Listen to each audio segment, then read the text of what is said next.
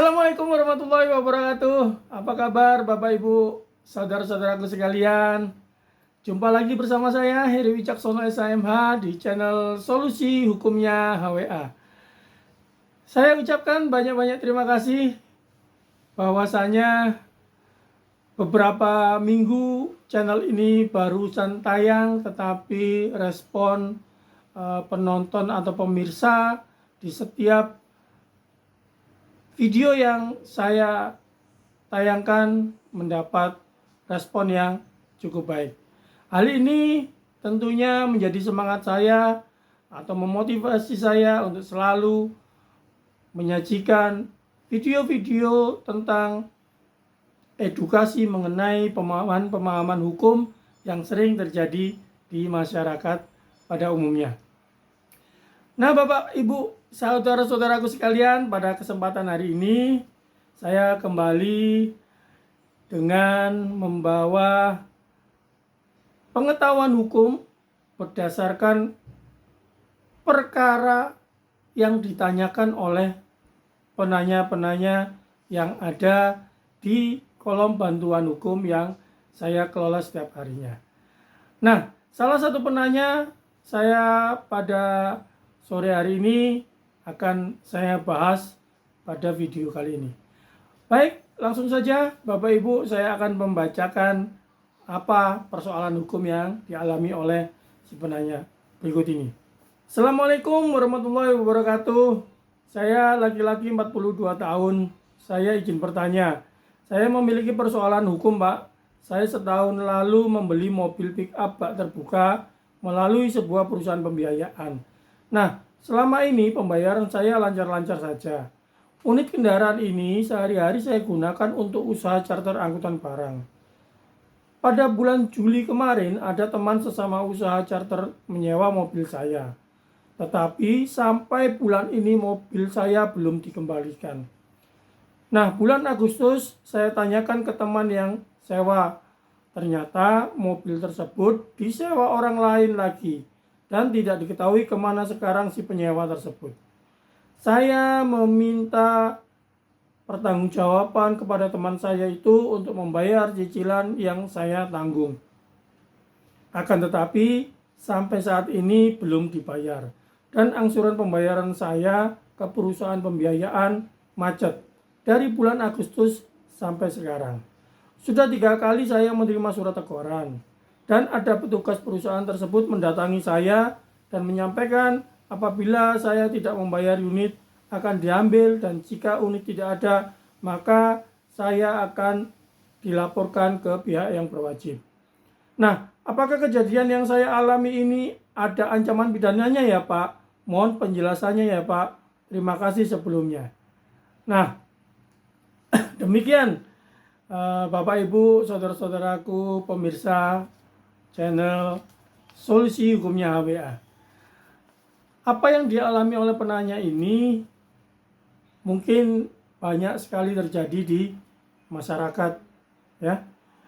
Karena jual beli mobil secara kredit itu kan apalagi digunakan untuk usaha sudah lumrah ya, sudah sering sekali terjadi.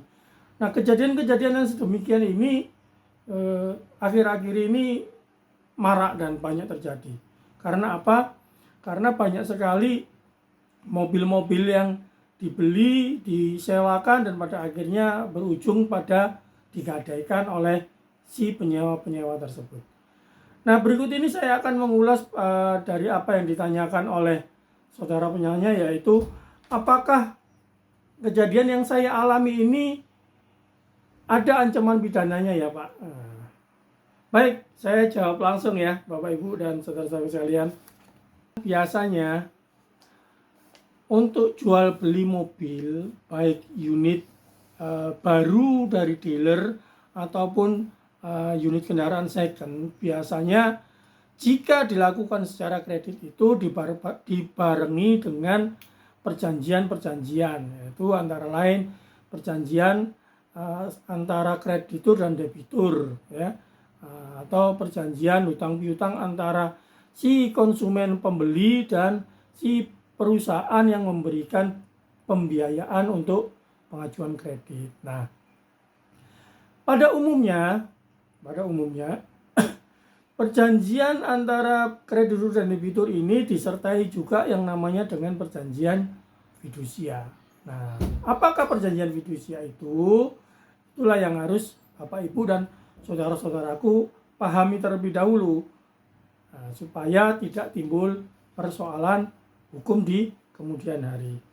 Fidusia itu diatur di dalam undang-undang khusus ya yang ada di Indonesia. Kalau nggak salah itu Undang-Undang Nomor 42 Tahun 1999 ya, tentang penjaminan fidusia. Nah, apa sih Pak fidusia itu? Fidusia itu adalah pengalian hak kepemilikan. Nah, yang perlu dicatat adalah pengalian hak kepemilikan atas dasar kepercayaan dengan ketentuan bahwa benda yang hak kepemilikannya dialihkan tersebut tetap dalam penguasaan pemilik benda. Itu yang dimaksud fidusia ya. Bapak, Ibu, dan saudara-saudaraku harus memahami dulu apa arti fidusia. Nah, biasanya perjanjian fidusia ini adalah sifatnya perjanjian jaminan ya. Jadi antara si kreditur dan debitur mengikatkan diri untuk menjaminkan sebuah objek benda yang bergerak, benda bergerak baik yang berwujud maupun yang tidak berwujud ya. Dan benda tidak bergerak khususnya bangunan yang tidak dapat dibebani hak tanggungan, sebagaimana dimaksud di dalam Undang-Undang Nomor 4 kalau nggak salah tahun 96 tentang hak tanggungan ya. Nah, fidusia ini adalah perjanjian jaminan ya, itu yang harus Bapak, Ibu pahami.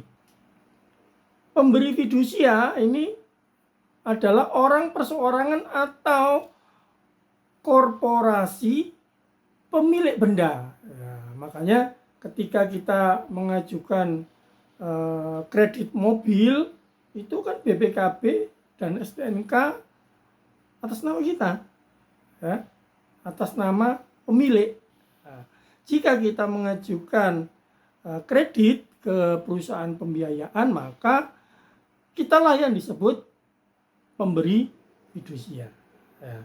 Nah, jika ada pemberi fidusia, di situ ada yang namanya penerima fidusia. Siapa itu penerima fidusia? Penerima fidusia adalah orang perseorangan atau korporasi yang mempunyai piutang yang pembayarannya dijamin dengan jaminan fidusia itu tadi ya. Jadi Bapak, Ibu harus memahami bahwasanya ketika kita mengikatkan diri untuk mengajukan kredit kepada perusahaan pembiayaan, disitulah kita mengajukan diri sebagai pemberi fidusia ya, dan perusahaan tersebut secara tidak langsung menjadi penerima fidusia tersebut. Nah, misalnya seperti yang disampaikan di pertanyaan tadi bahwasanya si penanya memiliki mobil yang dibeli secara kredit melalui sebuah perusahaan pembiayaan. Nah, otomatis di situ untuk menyelamatkan asetnya, untuk melindungi aset piutangnya, maka ada perjanjian khusus, yaitu perjanjian jaminan fidusia. Apa yang dijaminkan oleh si penanya? Yaitu tadi mobil bak terbukanya itu.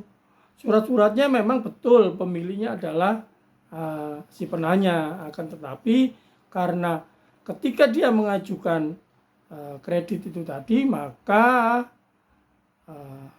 pihak perusahaan pembiayaan sebagai penerima fidusia dari objek yang dijaminkan oleh si penanya.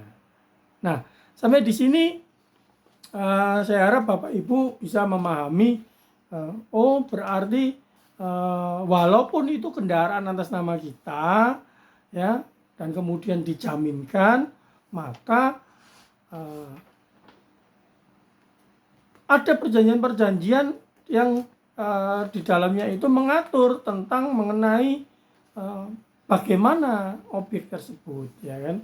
Di dalam undang-undang fidusia itu tadi disebutkan jelas di dalam pasal 23, kalau tidak salah itu ada pasal 23 yang menyatakan, kalau nggak salah ayat 2 ya, yang menyatakan bahwasanya pemberi fidusia dilarang mengalihkan, menggadaikan atau menyewakan kepada pihak lain benda yang menjadi objek jaminan fidusia itu. Nah, ya, yang tidak merupakan benda persediaan kecuali dengan persetujuan tertulis terlebih dahulu dari penerima fidusia. Nah, ini yang Bapak Ibu harus pahami. Ada klausul di dalam perjanjian-perjanjian yang dibuat di dalam kesepakatan fidusia itu ada merujuk pada pasal 23 ayat 2 Undang-Undang Fidusia, yaitu setelah saya sebutkan tadi bahwasanya pemberi fidusia tidak boleh mengalihkan, tidak boleh menggadaikan atau menyewakan kepada orang lain, pihak lain, benda yang menjadi objek jaminan tersebut, ya. Nah, makanya itu secara tidak langsung ada ikatan itu, dan itu jika dilanggar ada ketentuan pidananya. Nah, ini yang Bapak Ibu saudara-saudaraku sekalian banyak yang belum mengetahuinya, ya. Pak, ini barang-barang saya sendiri, Pak, mau saya sewakan, mau saya ini kan suratnya atas nama saya, Pak. Betul. Tapi ketika Bapak Ibu mengajukan kredit pembiayaan ke pihak yang memberikan pembiayaan, di situ biasanya otomatis diikat oleh perjanjian jaminan fidusia. Nah, lantas apa, Pak? Jika dilanggar ketentuan pidananya bagaimana? Nah, gitu ya pertanyaannya tadi. Nah, mengacu pada Undang-Undang Jaminan Fidusia, aturan pidananya diatur di dalam pasal 36. Di situ dijelaskan bahwasanya pemberi fidusia yang mengalihkan, menggadaikan, dan menyewakan benda yang menjadi objek jaminan fidusia sebagaimana dimaksud dalam pasal 23 tadi, yang dilakukan tanpa persetujuan oleh pihak penerima fidusia dipidana dengan pidana penjara selama paling lama 2 tahun dan denda paling banyak 50 juta rupiah, ya. Nah, ini sanksi pidananya jika Bapak Ibu saudara-saudaraku melanggar ketentuan pasal 23 ayat 2 Undang-Undang Jaminan Fidusia tadi, ya. Jadi banyak sekali terjadi di masyarakat bahwasanya ketidaktahuan Bapak Ibu dan saudara-saudaraku sehingga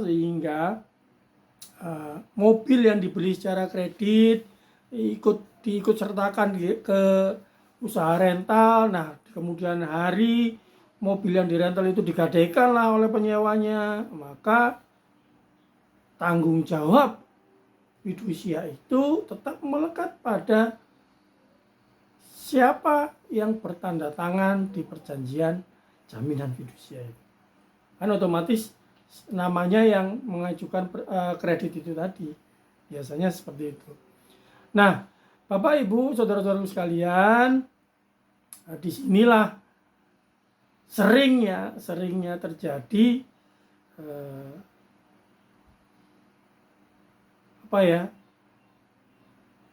pidana fidusia itu tadi, ya. Oleh karena itu saya berharap dengan penjelasan saya pada hari ini Bapak Ibu lebih berhati-hati, Jikalau melakukan sebuah hubungan perjanjian, perikatan dengan pihak pembiayaan terkait kredit pembelian mobil, motor, atau bangunan apapun. Jika memang ada perjanjian tambahan berupa jaminan fidusia, Bapak dan Ibu harus tahu terlebih dahulu, ya. Tahu terlebih dahulu, paling tidak, oh ini toh saya juga diikat perjanjian fidusia. Jadi harus mengantisipasi, memproteksi bahwa objek yang dijadikan jaminan fidusia itu harus tetap aman dalam penguasaan pemberi fidusia, ya. Karena apa? Jika benda itu nanti pindah tangan atau mungkin karena kealpaan Bapak dan Ibu saudara-saudaraku sekalian digadaikan oleh pihak penyewa, maka yang terkena sanksi pidananya adalah si pemberi fidusia, yaitu atas nama kendaraan tersebut, atas nama yang mengajukan kredit tersebut, atas nama yang menandatangani perjanjian jaminan fidusia tersebut. Cukup jelas Bapak Ibu, sahabat-sahabatku, saudaraku sekalian. Saya berharap sedikit penjelasan ini bisa menjawab pertanyaan saudara penanya tadi. Jadi kemudian hari nantinya Bapak Ibu dan saudara-saudaraku sekalian bisa lebih berhati-hati lagi dalam menyikapi perihal yang mungkin sama dialami oleh si penanya ini. Terima kasih atas waktunya. Terima kasih sudah menonton channel Solusi Hukumnya WA. Saya doakan Bapak, Ibu, dan saudara-saudaraku tetap dalam keadaan sehat, walafiat, dan dalam perlindungan Allah Subhanahu wa Ta'ala. Terima kasih sudah memberikan like, komen, dan subscribe-nya. Bagi yang baru menemukan channel ini, saya mohon dukungannya. Berikan like, komen, dan subscribe-nya. Hitamkan loncengnya. Saya akhiri, sampai ketemu di channel Solusi Hukumnya WA di tayangan berikutnya. Wassalamualaikum warahmatullahi wabarakatuh.